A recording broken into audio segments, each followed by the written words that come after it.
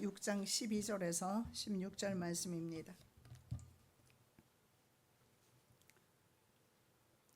여호수아가 아침에 일찍이 일어나니라. 제사장들이 여호와의 궤를 메고 7 제사장은 7 양각 나팔을 잡고 여호와의 궤 앞에서 계속 진행하며 나팔을 불고 무장한 자들은 그 앞에 행하며 후군은 여호와의 궤 뒤에 행하고 제사장들은 나팔을 불며 행하니라. 그 제1에도 성을 한 번 돌고 진에 돌아오니라. 엿새 동안을 이같이 행하니라. 제7일 새벽에 그들이 일찍 일어나서 여전한 방식으로 성을 7번 도니 성을 7번 돌기는 그날뿐이었더라.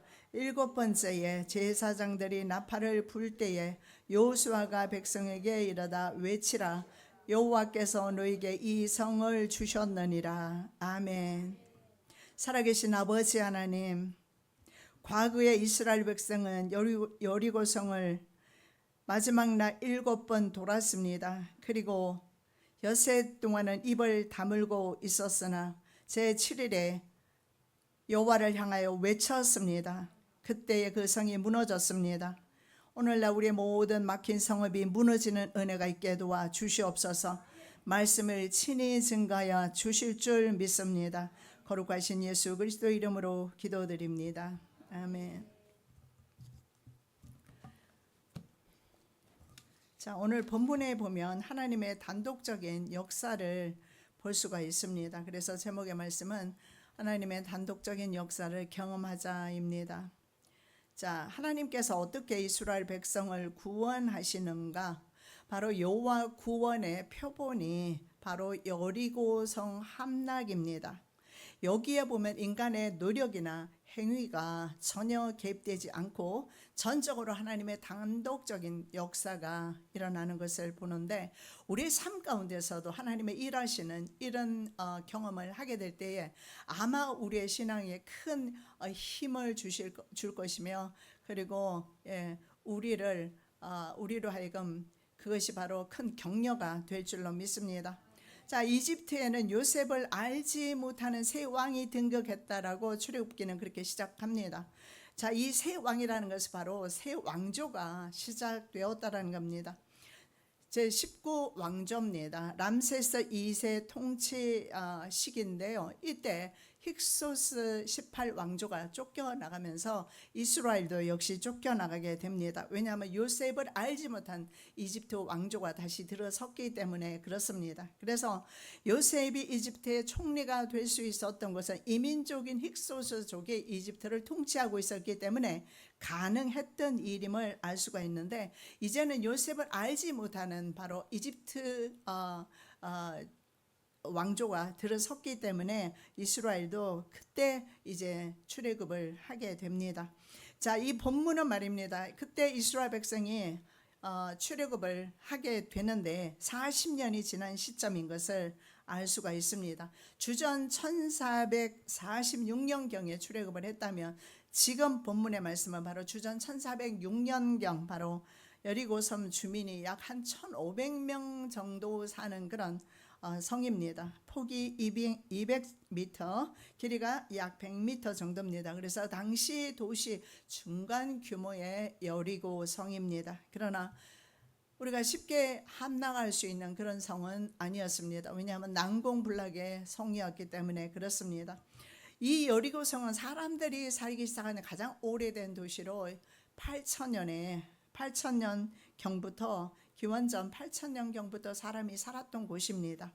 굴한 유서 깊은 그 도시를 점령해 나갈 때 인간의 행위나 노력은 전혀 들어가지 않았고 하나님이 하셨다라는 것입니다. 여러분, 우리 인생이 자기의 노력이 아니고 자기 행위가 아닌 바로 하나님께서 도우시고 하나님께서 이끄시는 삶이, 그리고 그러한 사업이 된다면 얼마나 우리가 참으로 세상 살아가면서 그렇게 힘을 얻으며 하나님으로부터 힘을 얻으며 역동적으로 살아가지 않겠습니까? 하나님이 돕는 사업장, 하나님이 돕는 우리 인생길 되시기 바랍니다.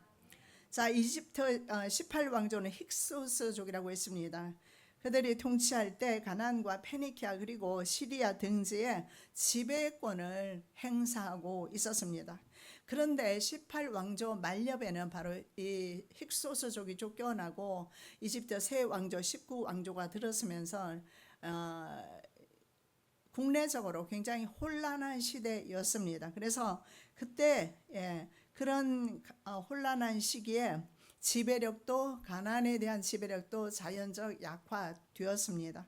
그래서 40년 전에 막 출애굽한 이스라엘 백성들이 길 때문에, 왜냐하면 하나님께서 바로 다이렉트로 가면은 7일 만에 갈 수 있는 가나안 땅을, 블레셋 땅을 그렇게 하지 않고 우회하게 만들어요. 그래서 길 때문에 이스라엘 백성이 마음이 상했던 이유가 뭐냐 하면 만일에 전쟁을 보게 되면 그들이 후회해서 돌아가지 않을까, 하나님은 그렇게 생각하신 거예요. 왜냐하면 그 당시에 이집트가 바로 가나안 땅 지역까지 지배력을 행사하고 있었다라는 사실을 알 수가 있습니다. 자, 19왕조 세티 1세와 그리고 람세스 2세 때에 다시 이집트의 국력과 군사력이 강화됩니다.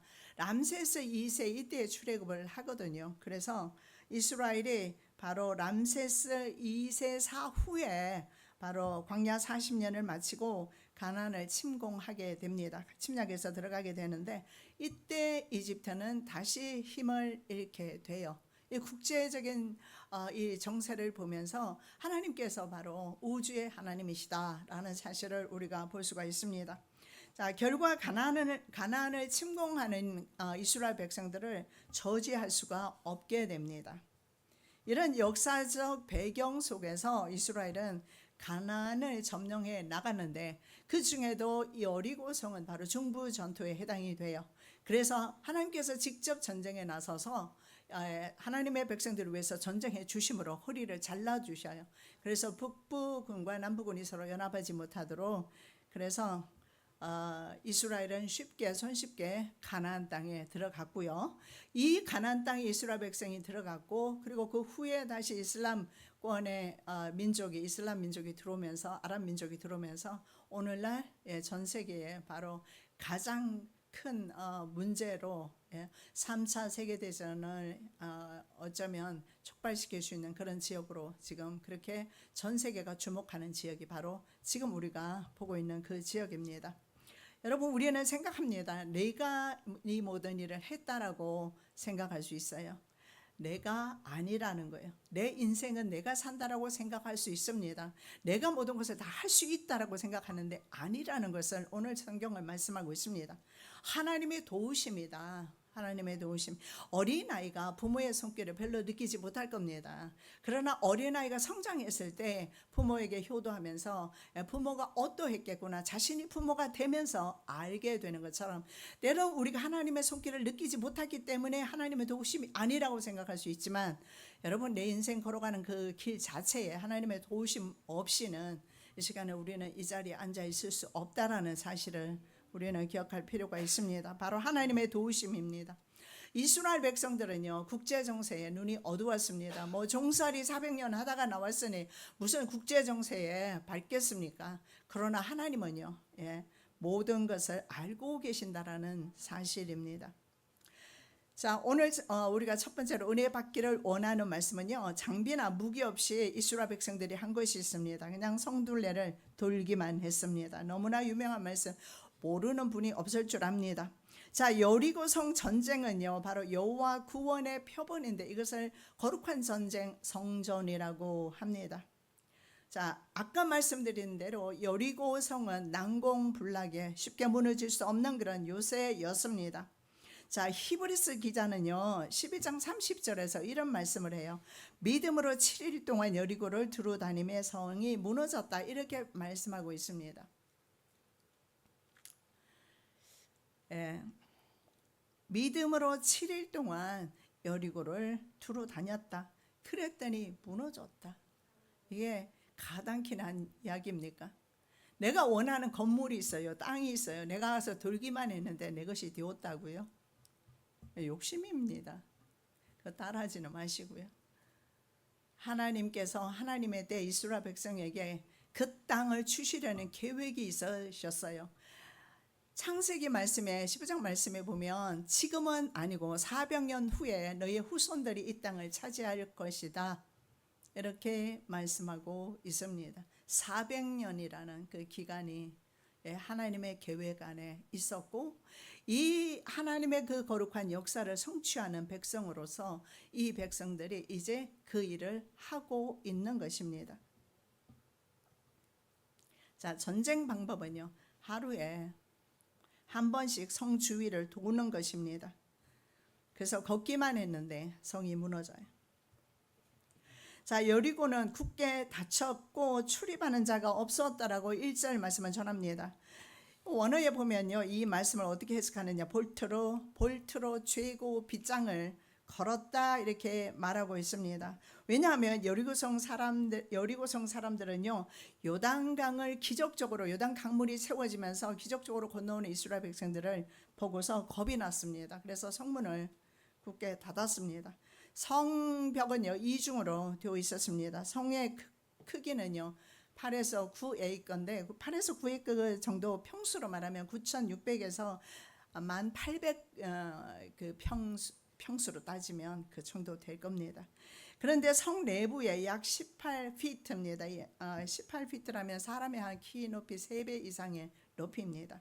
그럼 파수대와 연결된 부분이 현재까지도 남아있는 것을 보게 됩니다. 그래서 당시로서는 굉장히 난공불락의 성이었다는 사실을 알 수가 있는데, 이스라엘은요, 피 한 방울 흘리지 않았고 땀 한 방울 흘리지 않고 그 성을 점령하게 돼요. 여러분, 우리 그리스도인은요, 우리의 주변의 환경을 점령하게끔 하나님께서 우리에게 힘과 능력을 주신다는 사실을 믿으시기 바랍니다. 우리는 환경에 노예될 사람이 아니라는 겁니다. 왜냐하면 인간의 존재를 보십시오. 하나님보다, 시편의 말씀에 보면 천사보다 조금 못하게 하셨는데, 그 원어에 보면 엘로힘으로 나와 있어요. 엘로힘은 하나님이에요. 하나님보다 조금 못한 게 인간이고요. 천사는요, 천사 숭배도 하지만 천사는 히브리서 말씀에 바로 성도들을 섬기는 직분임을 알 수가 있습니다. 그래서 우리가 바로 하나님의 자녀로서 얼마나 존귀한 자인가 스스로 우리가 한번 생각해 볼 필요가 있습니다. 자, 2절의 말씀입니다. 여호와께서 여호수아에게 이르시되 보라, 내가 여리고와 그 왕과 용사들을 내 손에 붙였으니, 사업을 시작하거나 하시는 분들, 그리고 인생길을 걸어가시는 분들에게 오늘 2절 말씀 우리가 주목하면서 말씀을 봤으면 좋겠습니다. 그 왕과 용사들을 이미 내 손에 붙였다, 이렇게 하나님은 말씀하고 있습니다. 전쟁도 하기 전에 약속이 있습니다. 하나님의 약속이 있으면 이미 승리한 것입니다. 그 성이 지정학적으로 굉장히 난공불락의 성일지라도 말입니다. 이스라엘 손에 이미 붙이셨다는 하나님의 약속의 말씀이 있으면 전쟁은 끝난 것입니다. 자, 사람들이 성벽을 무너뜨리기 위해서 군대를 정렬하거나 공성퇴를 설치하거나 토성을 쌓거나 사다리를 세울 필요가 없었습니다. 백성들은 뭐 했을까요? 하루에 한 번씩 한 바퀴를 돌았습니다. 7일째는요 7바퀴를 돕니다. 그런데 하루에 한 바퀴씩 6일 동안 돌 동안에는요 정적만 감돌았어요. 성경에 뭐라고 말씀하느냐, 외침이나 음성을 내지 말라라고 말씀합니다. 10절에 외치지 말며 war cry입니다. war cry는 뭐예요? 전쟁 외침이에요. 공격할 때 보통은요 소리를, 군인들이 함성을 지르면서 공격하거든요. 이거 하지 마라. 너의 공력이 없다. 하지 말라는 거예요. 그 다음에 너의 음성을 들리지 말며, 여기에도 마찬가지입니다. Do not raise your voice입니다. 너의 음성을 raise, 올리지 말라. 그리고 그 다음에 아무 말도 내지 말라. Do not say a word. 어떤 말도 하지 말라. 자기 주장이나 자기 말만 하게 되면 신앙 공동체는 질서와 체계가 무너집니다. 그리스도인들이 주의해야 할 점은 자기 음성은 중요하지 않고요, 자기 계획과 생각도 중요하지 않고요, 하나님의 뜻이 중요합니다. 자기 말 대신에 하나님의 음성에 귀를 기울여야 합니다. 40년 전에 1세대, 출애굽 1세대는 가나안 땅을 점령하지 못해요. 하나님 말씀에 귀를 기울이지 않았기 때문에. 성경 말씀에 보면 우리의 마음속에는 하나님을 아는 것이 들어있다라고 말씀합니다. 그래서 누구든지 하나님을 찾고 찾으면 하나님의 음성을 들을 수 있는 겁니다. 자, 바로 하나님의 음성에 귀를 기울일 때 하나님께서 일하시는 그런 단독의 역사가 나타난다라고 성경은 말씀합니다. 출애굽기 14장 14절입니다. 여호와께서 너희를 위하여 싸우시리니 너희는 가만히 있을지어다. 출애굽했을 때 처음부터 이스라엘은 한 것이 가만히 있었어요. 그런데 이스라엘이 나중에 어떻게 합니까?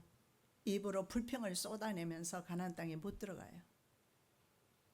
이스라엘 백성은 처음부터 가만히 있었어요. 홍해 바다를 건널 때도 요단강을 건널 때도 그들이 할 수 있었던 것은 아무것도 없어요. 하나님께서 하셨습니다.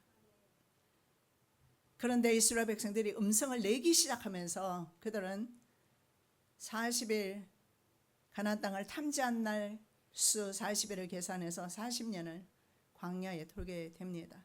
여러분 40일 불평하면 40년 돈다라는 사실을 성경에서 말씀하고 있습니다.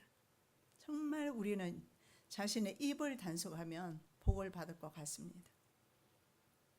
부정적인 말, 불신앙적인 말, 원망하는 말, 이런 말, 민수기 14장 말씀에 이렇게 말씀합니다. 내 귀에 들린 대로 내가 시행하리라. 우리는 낮에 하는 말은 새가 듣고 밤에 하는 말은 박쥐? 뭐예요? 예? 쥐? 쥐가 듣는다. 오래되니까 그 속담도 자꾸 잊어버리네. 근데요, 우리는 바꿔야 돼요. 밤의 말도 낮의 말도 누가 듣고 계셔요? 하나님이 듣고 계신다라는, 죽은 하나님이 아니지 않습니까? 내가 산자 하나님을 믿는다면 말입니다. 내 말하는 것을 주님이 듣고 계신다. 그래서 불평 원망의 말은 참으로 내 인생을 망치는 말이 아닐까 생각해 봅니다. 600m 성읍은요 20분이면 돌 수가 있습니다. 그래서 하나님께서 함께 하시는 전쟁이 이렇게 쉽다라는 사실을 알 수가 있는데, 외치라고 말할 때까지 외치지 않아야 돼요. 가만히 있어야 돼요. 그래서 6일 동안은 하나님의 음성에만 귀를 기울이고 가만히 있었어요. 근데 그리고 그 200m 정도의 거리를 앞에서 출발해서 돌아오면은 뒤에는 아직 출발을 못했을 수도 있어요. 아주 짧은 200만 명의 사람들이 한꺼번에 돈다고 하더라도 아무리 넓게 돌아도 말입니다. 그렇게 해서 어쩌면 진영으로 그렇게 돌아왔을 수도 있어요. 그러나 중요한 것은 200만 명이나 되는 사람들이 한 명도 빠짐없이 다 돌았고요. 그리고 그들은 말하지 않았어요. 적막 가운데서 성을 돌았습니다. 우리는요, 내 뜻대로 되지 않을 때 막 화가 나잖아요. 그리고 분통을 터뜨립니다. 그렇게 하지 말고 그리스도인은 불통할 때조차도 입을 다물고 하나님의 때를 기다리자라는 겁니다. 왜냐하면 우리 인생 가운데 내가 할 목도 있겠지만 하나님께서 전적으로 하시는 전쟁도 있다라는 사실을, 내가 할 수 없는 불가항력적인 일들을 누가 하셔야겠습니까? 하나님이십니다. 그렇다면 그런 불가항력적인 일을 만났을 때 우리는 소리를 치면서 원망하면서 남의 탓을 하면서 일단은 넘어가려 하는데, 그렇게 하는 대신에 이 불가항력적인 일들을 하나님께 맡겨드리고 입을 다물고 조용히 한번 지나가 보자라는 거예요. 그 일들이 지나간 후에는 하나님께서 하셨다라는 고백이 나올 줄로 믿습니다.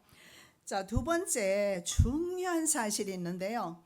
사람들이 길을 먼저 가기 전에 군사들이 앞서고 그리고 그 뒤를 법궤가 백성들을 인도했다라는 겁니다. 이스라엘은 하나님의 단독으로 행하시는 기적을 그저 지켜보기만 했고요. 어떤 군사적 행동도 하지 않았다고 했습니다. 법궤가 여리고성을 돌았다는 사실을 중요하게 부각시키고 있습니다. 맨 앞에는 무장한 군사가 있고 다음에 제사장이 법궤를 메고 성 주위를 돌았습니다.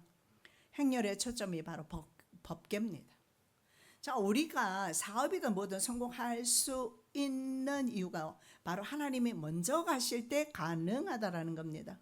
우리는 급한 마음에 내 욕심 때문에 내 마음대로 먼저 가다가 어린아이가 부모 손에 떨치고 걸어가다가 넘어지는 것과 같이 넘어질 수밖에 없습니다.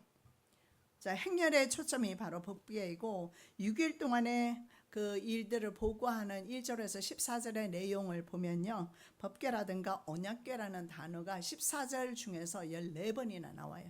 그 정도로 법궤가 중요하다, 하나님이 중요하다, 하나님이 앞서야 된다, 내 인생 성공하기 위해서는 하나님께서 먼저 앞서 가셔야 된다라고 지금 말씀하고 있는 겁니다. 언약궤는 여러분 아시지만 석죄소가 있습니다. 시은좌가 있어요. 그래서 하나님의 임재하는 곳이며 하나님께서 은혜를 베푸시는 곳입니다. 그래서 하나님께서 먼저 우리 인생길을 걸어가신다는 상징적인 표현이 아니겠습니까? 자, 7이라는 숫자도 11번이나 사용됩니다. 7 제사장이 7개의 나팔을 불립니다. 여리고성을 처음에는 한 번 돌았고 마지막 날에는 7번 돌았다, 이렇게 말씀하고 있습니다. 자, 나팔입니다. 7개의 나팔로 7번을 불게 됩니다. 나팔을 요벨이라고 합니다. 히브리어에. 요벨이란 뜻은요, 이 요벨의 나팔은 희년을 상징하는데, 희년이 뭘까요? 안식일, 안식년, 그리고 안식년 7번 다음 해가 희년입니다. 희년은 바로 천국을 상징해요. 그래서 가나안 땅은 천국을 상징하는 땅이라는 사실을 알 수가 있습니다.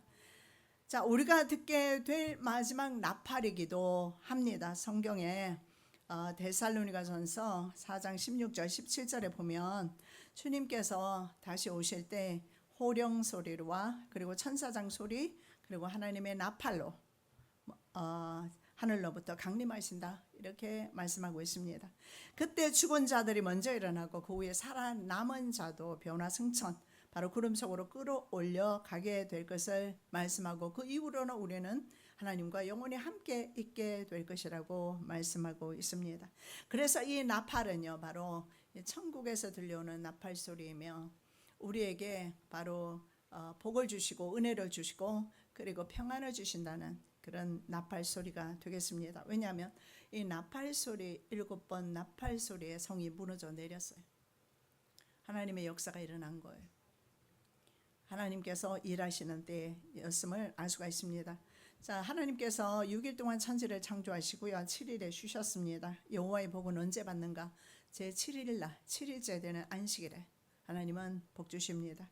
그래서 성을 상징성이 있어요. 7은 칠수는 굉장히 중요한 숫자입니다.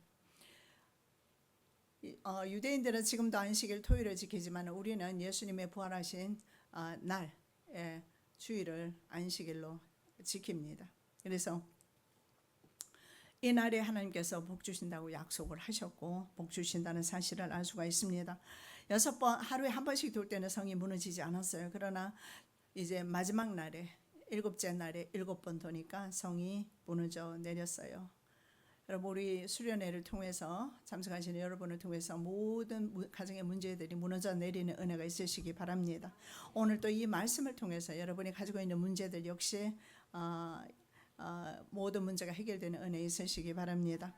자, 여호수아와 백성들은 하나님의 지시를 따라서 그대로 행했습니다. 그런데 정작 무너질 때는 성경에서 구구절절히 설명하지 않습니다. 그냥 무너져 내렸다라고 아주 심플하게 말씀하고 있습니다. 이것은 어떤 의미일까요? 인간이 말입니다. 하나님 앞에 순종하고 하나님의 뜻대로 행했을 때 때가 되면 하나님의 역사는 나타난다라는 것입니다. 불순종할 때 나타나지 않습니다. 40년 전에 보십시오. 자, 신세대가 아닌 1세대. 자, 광야에서 40년 동안 태어나고 20세 이상이 자란 신세대 말고 9세대 말입니다. 출애굽 9세대는 왜 가나안 땅에 들어가지 못했을까요? 간단합니다. 하나님 말씀을 듣지 않았기 때문입니다.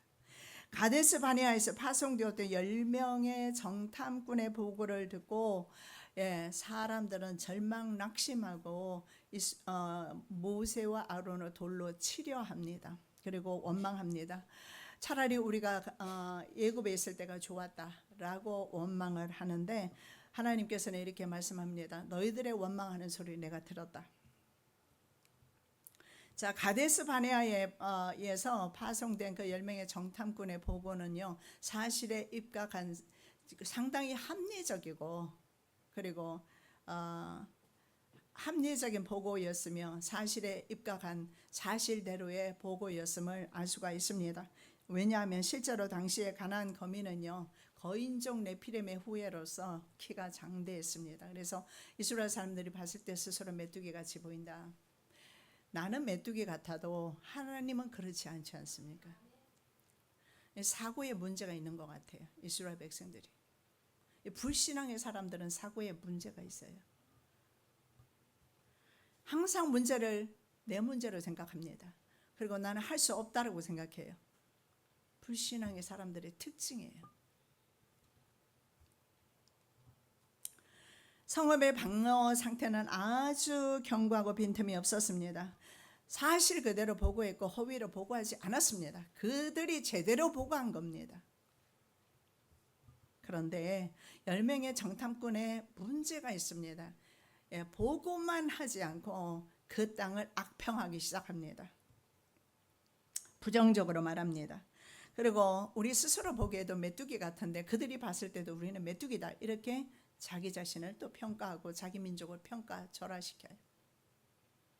그러면 우리 하나님은 메뚜기의 하나님이십니까? 메뚜기들을 돌보시는 하나님이시냐고. 평가는요, 하나님께서 하시는 겁니다. 신앙의 관점으로 그들은 보지 못했습니다. 물론 10명이 보았던 그 상황을 여호수아와 갈렙도 보았습니다. 그래서 그들의 보고에 토를 달지 않았습니다. 그러나 여호수아와 갈렙의 틀린 점이 있어요. 자, 그들이 보기에 우리가 메뚜기다, 우리는 이렇게 말하잖아요. 근데 여호수아와 갈렙 뭐라고 말합니까? 하나님께서 기뻐하시면 그들이 우리의 밥이야. 이게 믿음의 사람과 불신앙의 사람의 차이가 있는 것입니다. 가나안 족속과 이스라엘 백성들, 그리고 신자와 불신자, 믿음의 사람과 불신앙의 사람들의 차이는 무엇일까요? 어떻게 보면 한 끗 차이입니다. 작은 차이예요. 불신자는 현실을 자기 눈에 보이는 대로만 보고 판단하고 마음대로 결정합니다. 믿음의 사람은요, 현실을 보이는 대로 보지 않고 마음대로 결정도 내리지 않고 결정을 유보하면서 하나님 앞에 기도하면서 나아갑니다. 벽을 만났을 때조차도 기도하면서 나가고 사망의 음침한 골짜기에서도 두려워하지 않습니다. 자, 가나안 백성들은 이미 하나님께서 홍해물을 마르게 하신 사건을 들었습니다. 그래서 가나안 사람들은 이미 이스라엘 백성들이 출애굽했을 때 가나안 사람들이 더 떨고 있었음을 기생 라합을 통해서 증거하고 있습니다. 가데스 바네아는 홍해에서 가장 가깝습니다. 홍해 사건이 일어난 직후라서 아마 가나안 사람들은 더 많이 떨고 두려워했을 거라는 거예요. 적군이 더 떨고 있다는 사실은 불신앙의 사람의 눈에는 보이지 않는 거예요. 그리고 낙담하고 맙니다.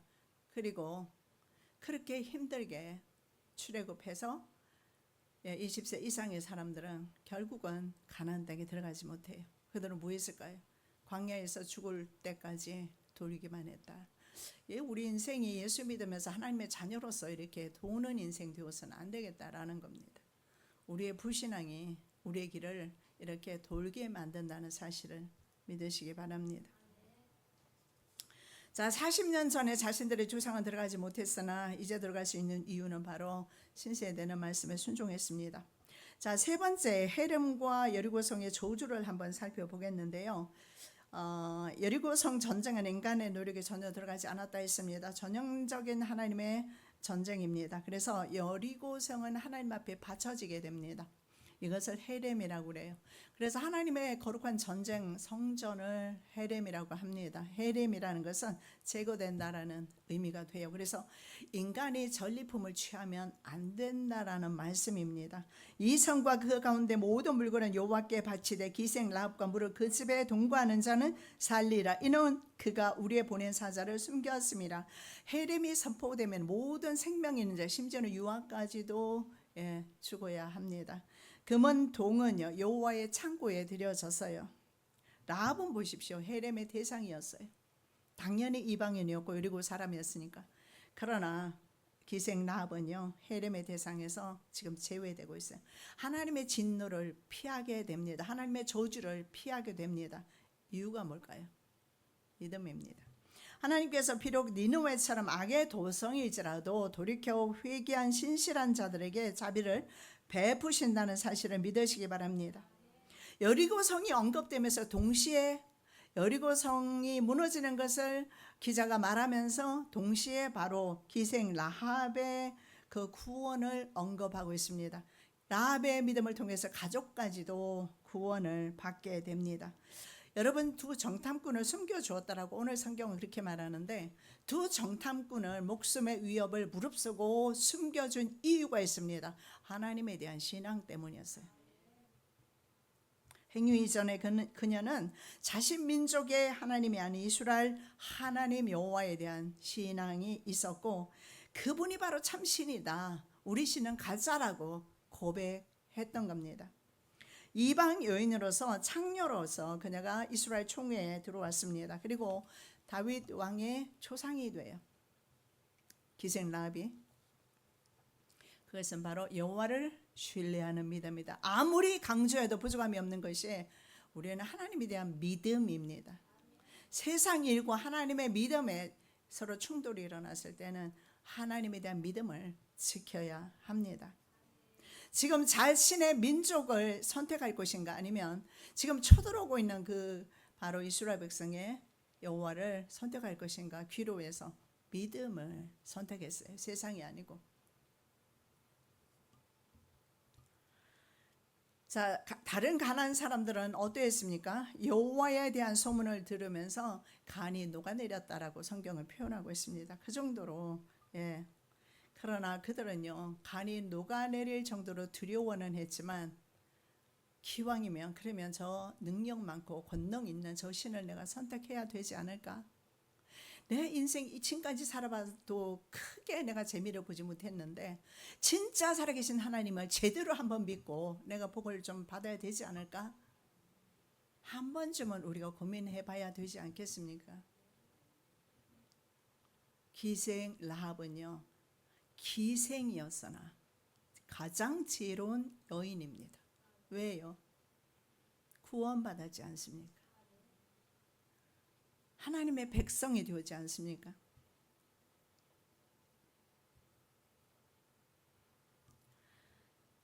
자, 이 라합의 이야기를 하면서 지금 모세는요, 여호수아서는 무슨 말씀을 하느냐면 바로 불순종함으로써 멸망당한 아간의 이야기를 중간에 삽입하고 있습니다. 여러분, 굉장히 큰 대조를 이루고 있어요. 슬픈 일입니다.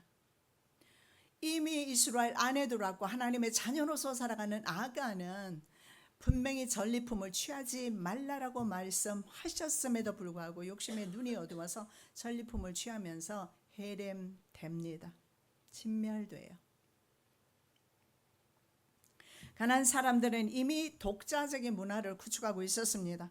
자신들이 스스로 만든 설령 문자도 있었고요. 그리고 예굽의 상령 문자를 사용하는, 자신의 문자가 있었다는 것은 문화가 굉장히 많이 발달했다는 뜻입니다. 많은 건축물과 벽화들이 발견되는 것으로 보아서 문화가 굉장히 발달했음을 알 수가 있는데, 그들의 가장 큰 문제가 있습니다. 이 문화적 배경이 말입니다. 이방신을 섬기는 종교 의식에 있었습니다. 다양한 신들의 존재를 인정하는 다신교 신앙이었음을 볼 수가 있는데, 바로 자연과 인간의 운명은요, 인간과 자연의 운명은 바로 신들의 관계에 의해서 좌우된다라고 생각을 그렇게 믿었습니다. 자, 신들의 아버지가 있는데 엘입니다. 그리고 신들의 어머니 아내 아세라 사이에서 70명의 신들이 출생하는데 그 중에 가장 뛰어난 사람이 바알입니다. 이 바알 신은 바로 폭풍과 비를 주관하는 신으로서 땅의 바로 그 창조주, 땅의 주이며 인류의 창조주로 알려져 있는 신이 바알 신입니다. 이 바알 신이 이스라엘을 망하게 했다는 사실을 여러분 잘 알고 있을 겁니다. 주전 722년에 북이스라엘이 멸망할 때 이 바알 신앙 때문에 멸망하게 돼요. 남유다도 마찬가지지만, 자, 이들은요, 거의 이 바알은요, 자신의 누이가 있는데 아낫이라는 누이가 있어요. 그 아낫이라는 누이와 결혼을 합니다. 그래서 두 사람이 성교를 맺으면 이 땅에는 비가 내려요. 그래서 이 땅에는 땅의 수확이 가득하게 되었다. 그러니까 신들의 그 성적 그런 교감을 통해서 그들이 성적으로 서로 교감을 나눌 때 이 땅에는 비가 많이 와서 수확을 하게 됐다, 이렇게 믿는 겁니다. 자, 그래서 성전에 제사하러 온 사람들은 성전에 매춘부들이 있어서 제사로 온 사람들은 성전 매춘부들과 성적 관계를 맺습니다. 그리고 자신이 바로 바알의 축복을 받았다라고 생각하고 돌아가요. 이런 잘못된 신앙, 이거 라합은 버리기로 한 거예요. 정말 과연 그럴까요? 신들이 성적으로 결합했을 때 우리가 복을 받습니까? 성경은 말합니다. 여호와 하나님을 믿기만 해도 복 받는다라고. 여호와 하나님을 믿기만 하면 구원 받는다라고. 주 예수를 믿으라. 그리하면 너와 내 집이 구원을 얻으리라. 다른 무엇이 필요했습니까? 간수장이 믿을 때 아무것도 아닙니다. 믿음이요. 그러나 그들은요, 우리가 주님을 믿을 때 우리에게 복이 주어지만 그들은요, 가정을 희생시키고 그리고 성적으로 너무 타락되어 있지 않습니까? 자, 그래서 가나안 사람들을 해림해야 되는 이유가 여기에 나타납니다. 그들을 왜 다 진멸해야 될까요? 그들의 종교가 이스라엘 사람들을 타락하게 만드니까 결국 그렇게 됐지만요. 그래서 토착민들이 합법화된 성전에서, 이건 합법화되어 있어요. 성적 쾌락에 남자들은 아무래도 유혹을 받았겠죠. 그래서 이스라엘은 오히려 타락되어 갔는데 기생 라합은 어땠습니까? 그런 신들을 버렸어요. 버리고 바로 세상의 창조주이시며 우리 인류의 창조주이시며 전능자이신 바로 여호와 하나님을 섬기기로 한 것입니다. 정말 어려운 일이죠. 자신들의 자신의 민족이 섬기던 그 신을 버리고 여호와 하나님을 선택하고 적군의 하나님을 선택한다는 것은 쉬운 일이 아니었을 겁니다. 아간은 어떻습니까? 이미 이스라엘 총회 일원으로서 수많은 기적과 구원을 체험했습니다. 홍해 바다를 건너왔지 않습니까? 요단 강도 건너왔습니다. 하늘에서 메추라기 떨어졌고요. 반석을 치니까 샘물이 나왔습니다. 그럼에도 불구하고 아간은요, 물질의 미혹을 이기지 못해. 이거 다 우리 느끼는 거 아닙니까? 하나님보다는 세상에 더 미혹을 받는 거예요. 세상 돈, 내 사업, 내 건강. 하나님이 둘째로 밀렸을 때 하나님은 일하시지 못하신다는 사실입니다. 그래서 자신과 자신 가족의 생명과 구원을 잃게 되는 것이 라합과 비교가 됩니다. 한 사람의 불순종은 이스라엘 공동체 전체를 또 아이성에서 패배하는 그 패배로 또 이끌어요. 여리고성에서 훔친 바로 시내산 외투 한 벌과 금 은덩이 200세겔 그리고 금 50세겔, 이게 답니다. 그래서 공동체 전체를 위험에 빠뜨리게 됩니다. 하나님의 승리를 자신이 도둑질한 거예요. 원래는 전리품은 승리한 사람이 가지는데 하나님께서 승리하셨지 인간의 승리가 아니지 않습니까? 자신의 탐욕으로 자신은 물론 자녀들과 짐승까지 돌맞아 죽게 되는 가정 전체가 해림을 당하는 사건이 나타납니다. 해림의 대상이었던 라합은 죽지 않고 구원받았습니다. 해림을 행해야 하는 자는 해림을 당합니다. 하나님께서 진노하신 그 물건 훔침으로 자기가 그 진노의 대상으로 들어가게 된 것입니다. 여호와의 소리를 청종치 않으면 그들 앞에서 멸망시키신 민족들 같이 멸망당할 것을 신명기 8장 20절에서 말씀하고 있습니다. 선민이라고 해서 아니면 하나님의 자녀라고 해서 죄가 없는 것 아닙니다. 은혜로 덮어져 있을 뿐입니다. 자, 선민 이스라엘을 포함해 모든 인류는 사실은요, 모든 인류는 해림의 대상입니다. 그래서 죽지 않습니까? 죽음이라는 것이 모든 인류에게 왔습니다. 그런데요, 그리스도인이 죽지 않고 영생으로 들어간 이유는 무엇입니까? 예수 그리스도께서 하나님에게 해림을 당하셨기 때문입니다. 그래서 예수 믿는 자는 구원을 받는 것입니다. 자, 여리고 정복이 끝나고 요수아는 성전 건축 자체를 금합니다. 왜 그럴까요? 오늘 저와 여러분들에게 주시는 경고가 아닐까요? 누구든지 성읍을 다시 요새화하면 하나님의 저주가 임했습니다. 아방 시대에 베델 사람 히엘이 여리고성을 요새화하다가 첫째 아들을 죽게 되고, 첫째 아들이 기초를 쌓을 때 첫째 아들이 죽고, 그리고 문을 세울 때 둘째 아들이 죽게 됩니다. 왜 여리고성을 건설하지 못하게 했을까요? 교훈을 주기 위함입니다. 이스라엘 백성과 그리고 그 주변의 모든 적들에게 주는 교훈입니다. 아까 말씀드린 대로 전투는 북부 전투와 남부 전투, 중부 전투가 있는데, 중부 전투에서 하나님이 직접 전쟁을 해 주셨어요. 그래서 허리를 잘라주시고 전쟁의 주도권을 하나님이 잡으셨고, 그리고 이 전쟁은 바로 하나님께서 하시는 것이다. 근데 우리 인생들 어떻게 생각합니까? 이거는 내 인생이야, 내가 하는 거야. 그럼 여러분이 끝까지 하셔야 돼요. 여러분 인생은요, 하나님의 전쟁하시도록 하나님께 올려드려야 돼요. 이스라엘이나 주변 국가들은 폐허로 남은 도시를 보면서 생존하시는 하나님을 기억해야 합니다. 우리 또한 마찬가지입니다.